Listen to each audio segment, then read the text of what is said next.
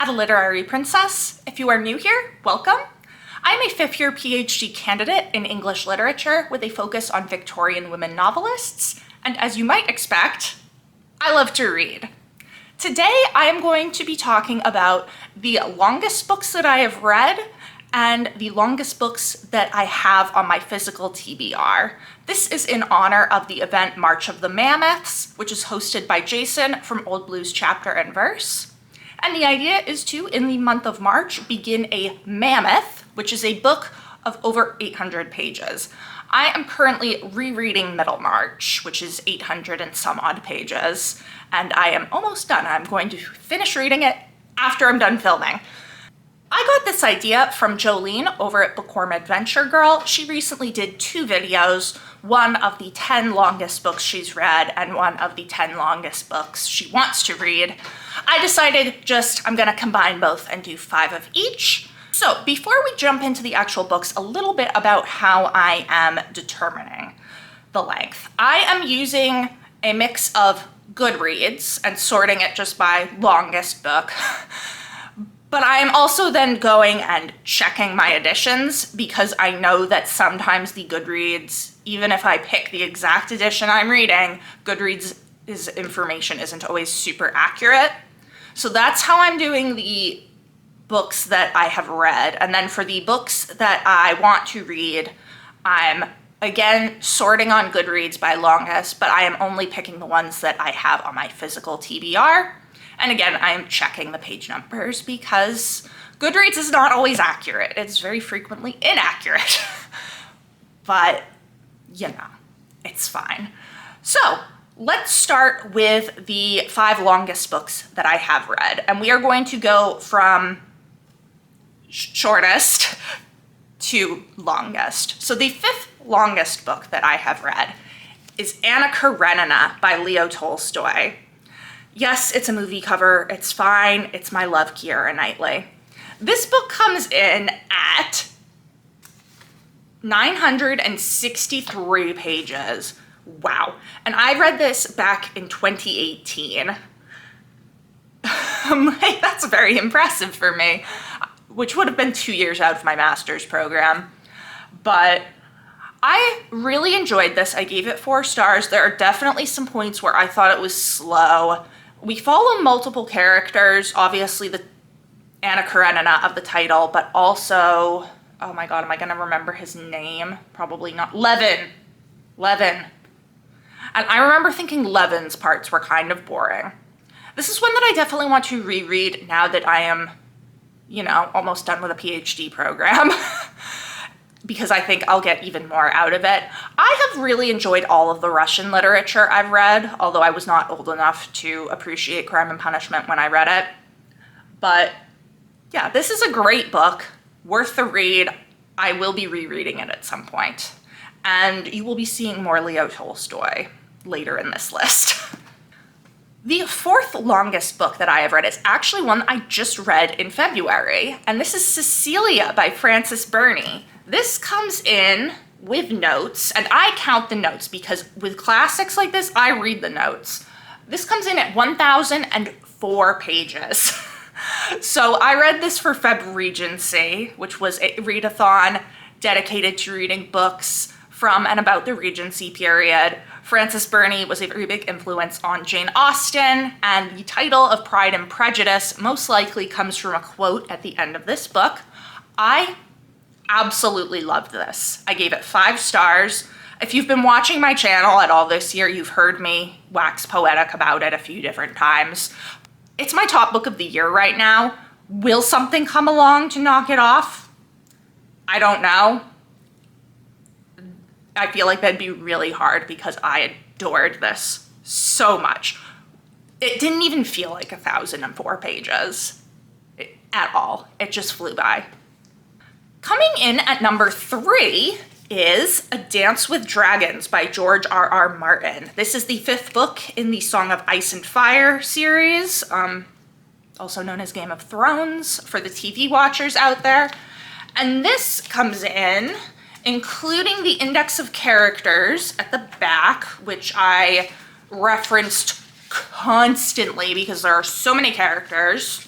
This comes in at 1,016 pages. It's also super heavy because it's a hardcover and my arm is getting tired, but that's fine. So here is where my Goodreads information actually failed me, because I read this before I started using Goodreads. So I started using Goodreads in 2014. I believe I would have read this in either 2011 or 2012. Sometime between my senior year of high school and my sophomore year of college. I think it was more toward the end of the summer before sophomore year of college, which would have been 2012, but I can't remember exactly. This was a 5-star read for me. I love this series. If George ever wants to, finish it, I'd greatly appreciate it, because I was not a fan of what the writers did to the TV series. We're not even going to talk about that. But yeah, I really like this series. I want to see it finished, but I'm not rereading any of these until I have a definite announcement that Winds of Winter is being published. And at that point, I will do an entire reread of all 5 books so that I can be prepared and have everything fresh in my mind. But I will not do it until that point, because who knows, I might have to wait another 10 years and then I'd have to reread it again. But yeah, 3rd longest book, and it's heavy. 2nd longest book is The Brontes by Juliet Barker. This comes in with notes and index, which again all count, at 1,158 pages. But it's not as heavy as A Dance with Dragons because it's a nice little paperback. I mean, it's still pretty hefty though. Like, it would probably hurt if I hit somebody with it. Anyway, this is my absolute favorite piece of nonfiction. It is the definitive biography of the Bronte family. It covers all of them, from their father, Patrick Bronte, emigrating to England until his death, because he lasted the longest of anyone of that family, which is very sad. This is a 5-star read for me, of course, and as my favorite work of nonfiction, duh. And I love it so much. I will revisit it at some point, but probably not anytime soon. I read this in January of 2018. Actually, I know that I started it in 2017 and it continued into the new year. So again, that was when I was home from my master's degree and wasn't really doing much of anything aside from applying to PhD programs. And I had read parts of it before that, but I did not read it in full until that 2017 to 2018. Definitely worth the read. Love, love, love. And the longest book that I have read is actually one that I have on my Kindle, because this book is very chunky and I'm not carrying it around. And it actually only outlengths the Brontes by like just over 10 pages. And this is Stephen King's It, which, according to Goodreads, of course, I have a Kindle edition, so, but according to Goodreads, it is 1,168 pages. I adore this book. It's a 5-star read for me. I read it for the first time in 2015, and then I reread it in 2017. I'll probably reread it again at some point. It's definitely up there for my top Stephen King books. I love the way that he writes coming-of-age stories and friendships between, 11 to 13-year-old kids. He does a great job. There's some questionable stuff in this book, especially toward the end. You have to remember that he was on a lot of drugs when he was writing it. The editor should have been like, Steve, no, but that's okay. But even despite its flaws, despite some seriously questionable stuff, I still love this book so, so much. And I'm really happy that it's my longest book. And I'm happy that all of the longest books that I've read are ones that I really enjoyed, because that would have been a bummer for me to be like, here's a book I hate. So yeah, those are the 5 longest books that I have read. Now let's move into the 5 longest books on my TBR. So the 5th longest book on my physical TBR is Our Mutual Friend by Charles Dickens, coming in at 884 pages. This is actually a very recent addition to my shelves. It has been on my Goodreads TBR basically since the beginning, because I think I added all of the Dickens that I hadn't read to it. But I only just recently bought this. I guess it was toward the end of last year.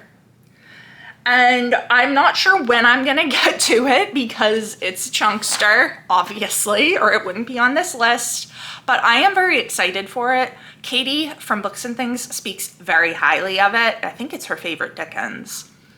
And I think I'll really enjoy it.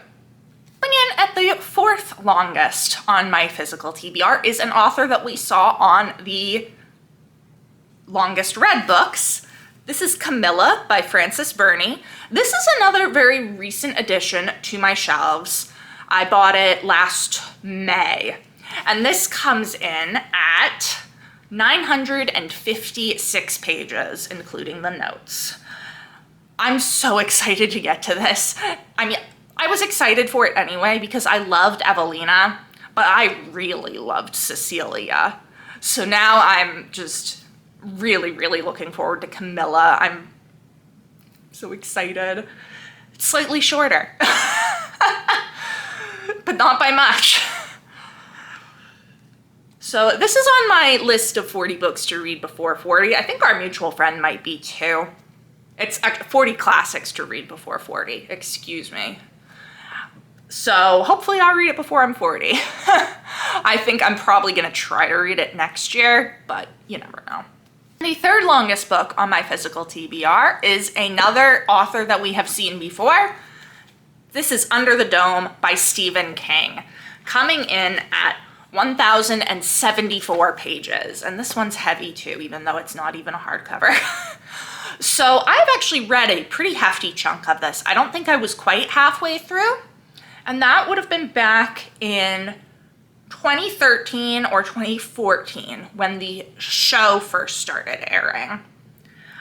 And I was in college. I watched like a few episodes of the show, really liked it, bought the book, started reading it, and then classes got in the way and I never ended up getting back to it. But it's definitely one that I do want to get back to. I can't even remember if I finished the show or not. I must have. I don't remember what happened in it. Anyway, yeah, so this has been on my shelves for quite a while. 2nd longest book is more Stephen King.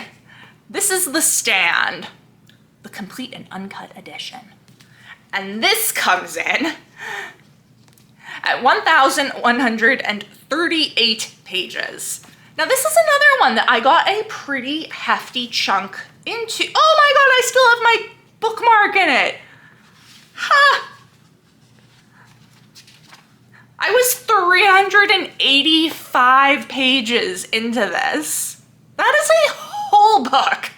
It's a whole book. And I don't know when this would have been.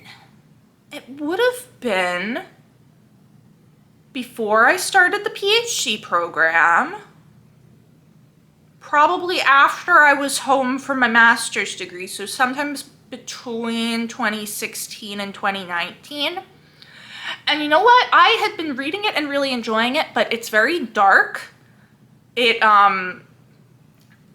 no summary on the back. Why do I need a giant picture of Stephen King on the back? Give me a summary, god damn it. Anyway, I was really enjoying it, but it's very dark. It features a pandemic. And I know that I was not reading it when the pandemic hit, but that is why I never went back to it. I was like, okay, this is dark, I need a break. And I put it down and read some lighter stuff. And this must have been right before I started my PhD. And I was like, I'll come back to it when I'm like in more of a mood. And then COVID hit. And it didn't happen. I can't believe it was 385 pages in. It's a whole book. Anyway, I will get back to this someday. I'm gonna have to reread those entire 385 pages because I don't remember what happened, really. But it was really good, and I was really enjoying it. This is actually my father's favorite Stephen King book. And he read it, like, super quick when it first came out. So I will definitely be getting to this now that kind of some of the trauma of that whole COVID, although we're still kind of in it, but you know, it's not quite as bad. Yeah. And then the longest book on my physical TBR is another one that is on my 40 classics before 40. And this is War and Peace by Leo Tolstoy, another author we've seen before. I told you he was coming back. So this edition comes in at 1,484 pages. However, this is a Norton Critical Edition, which means that it has extra essays in the back to provide context and literary criticism. But even not including the essays, etc., this book comes in at, apparently it has 2 epilogues. The second epilogue, this book comes in at 1,351 pages. So, yeah, it's very long. Considerably longer than any of the others, even not counting the essays. And like, look at how much space the essays take up too. Like, hold on, I have to get all the way through the second epilogue. This is the essays. So even without the essays, this is still 1,351 pages. Sir, I do really want to read this. I have heard so many good things from multiple people. There was like a whole year where basically just everybody read War and Peace, except me. So I do want to read it. It's waiting until I'm done with this PhD. There's no way this is happening while I'm writing this dissertation. Although, I mean, I guess Cecilia happened, and that's not technically my time period, but this isn't even the right country, so it's not happening during this PhD. After the PhD will be War and Peace.